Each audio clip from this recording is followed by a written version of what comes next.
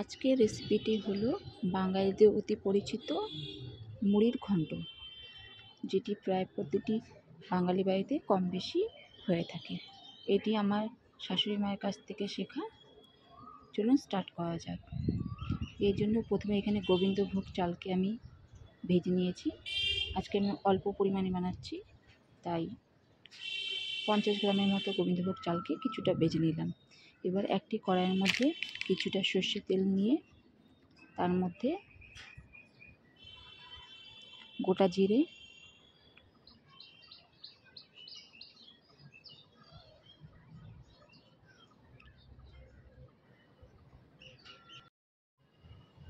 ফোড়ন দেওয়ার আগে আলুগুলো, একটি গোটা আলুকে টুকরো টুকরো করে সামান্য ভেজে নিয়েছি। এবার সেই তেলের মধ্যে সামান্য গোটা জিরে, একটা তেজপাতা, একটা শুকনো লঙ্কা এবং একটা দারচিনি এবং একটি এলাচকে ভেজে নিলাম। ফোড়নটি দেওয়া হয়ে গেলে এর মধ্যে আগে থেকে কেটে রাখা একটি বড় সাইজের পেঁয়াজের কুচিকে এর মধ্যে দিয়ে কিছুক্ষণ নাড়াচাড়া করে নিলাম। পেঁয়াজটি সামান্য ভাজা হয়ে গেলে তার মধ্যে একটি টমেটোকে কুচি করে কেটে এর মধ্যে দিয়ে দিলাম। এবার এই দুটিকে ভাজবো, তার সাথে একটি কাঁচা লঙ্কাকেও কেটে এর মধ্যে দিয়ে দিলাম। এবার এই তিনটি উপকরণকে কিছুক্ষণ ভাজার পর এর মধ্যে আদা রসুনের বাটা অ্যাড করলাম। এবার এই সব কটিকে কিছুটা সময় ভেজে নিলাম, যতক্ষণ না আদা রসুনের কাঁচা গন্ধটা চলে যায়। এবার এর মধ্যে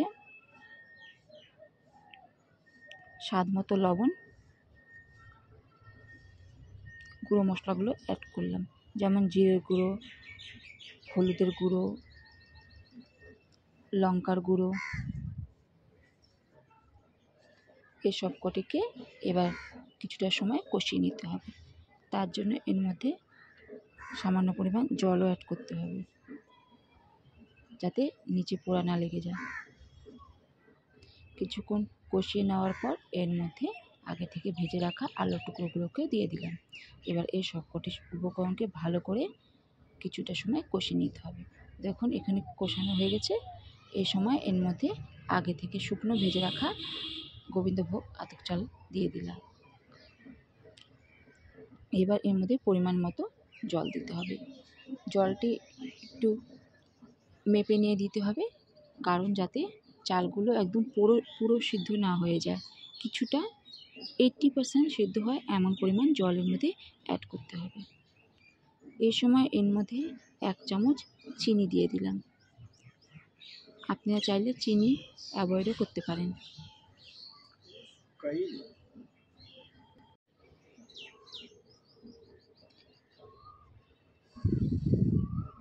এবার এটিকে ভালো করে মিশিয়ে নিয়ে ঢেকে সেদ্ধ হওয়ার জন্য রেখে দিতে হবে।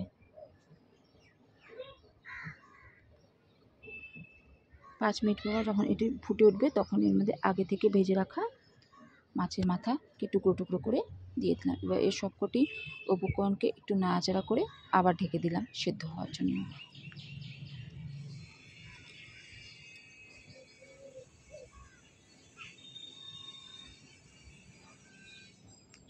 এবার প্রায় সেদ্ধ হয়ে এসেছে।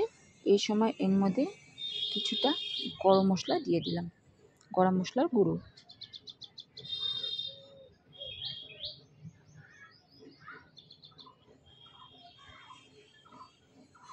গরম মশলার গুঁড়ো দিলে এর থেকে একটি সুন্দর ফ্লেভার বের হয়। এবার সবকটিকে ভালো করে গরম মশলার সাথে মিশিয়ে নিলাম।